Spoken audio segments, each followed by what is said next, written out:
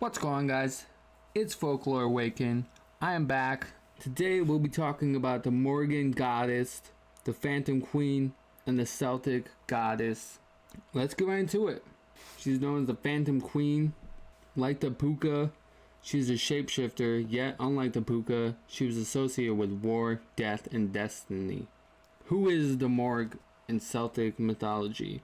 If you're not familiar with the warrior queen, she was one of three war goddesses that featured in Irish mythology. The other two goddesses were Macha and Niman. Although the name by which she is called tends to change depending on who is telling the story, she often refers to by several different names. The Morrigan, a goddess, the Celtic goddess of death, Morrigu, the Celtic goddess, Morrigan, Great Queen, Goddess Morrigan, the Morrigan Celtic goddess, the Queen, the Great Queen, the Queen of the Triple Goddesses. What is Morrigan the god of? She is known as the Triple Gods. At times she appears alongside her two sisters, Badab Matcha. She is primarily known of the goddess of war. In a book from 1870 called The Ancient Irish Goddess of War, the Morrigan is described as being able to predict the death of warriors in battle, which she used to influence the outcome of war. According to legend, she delivered this message after she appears as a crow, often mistaken for a raven, and flew overhead during a war. It said that her appearance would either terrify those fighting or inspire them to fight for their lives. The goddess of Morrigan. She first appeared in the counter Cu Chulainn, which he was defending the province of Ulster from Queen Maeve and her army. The story goes that the Morrigan fell in love with Cu Chulainn and that she tried to seduce him one day before he entered battle. But for one reason or another, he said no, despite the goddess's immense beauty. And then a mighty battle began. Outraged, the Morrigan goddess used her ability to shapeshift to transform from a woman into an eel. This allowed her to swim up Cu Chulainn as he made his way through a J-ford and trip him. He punched at the eel and managed to hurt it. Although just temporary, it then managed to transform itself into a huge wolf. The wolf ran at a herd of cattle and drove them at Cu Chulainn. He managed to grab his famous slingshot in time and used it to fire a stone into the eye of Morrigan goddess, who is temporarily blind.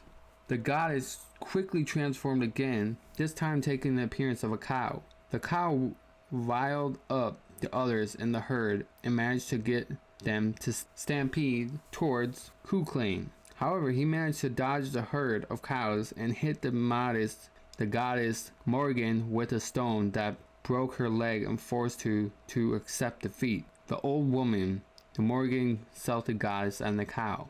Cu Chulainn made his way back to his base after winning the battle. Along the way, he met an elderly lady sat on a little stool milking a cow. Now, Cu Chulainn was weary from battle and he wasn't paying close attention. If he was, he would have noticed that this woman was blind in one eye and that her leg was recently injured. Sensing the danger that he was in, Cu Chulainn stopped to speak to the old woman. Apparently thankful for his company, the old woman offered him a drink of milk. After finishing this drink, he blessed the woman, not realizing that upon doing so, he cured the Morrigan goddess of all her injuries and restored the goddess to her full strength. However, the Morrigan did not attempt to engage Cu Chulainn in battle. She had already outsmarted him and tricked him into healing her. The Crow and the Death of Chulainn.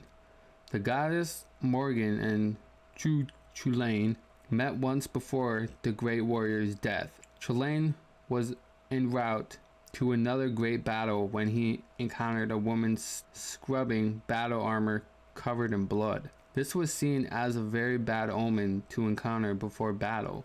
Cu Chulainn passed the woman and continued to confront his enemy. It was during this battle that he was mortally wounded.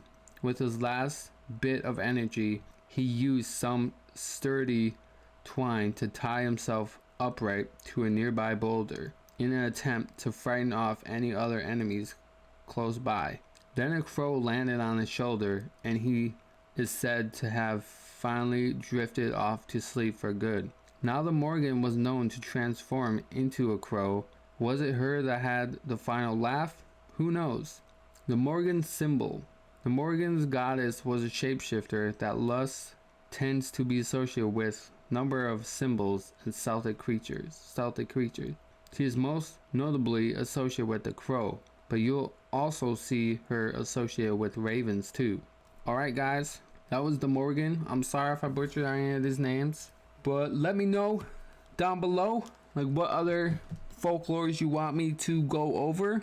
It doesn't have to be Irish folklores. I'm gonna do a lot of different types.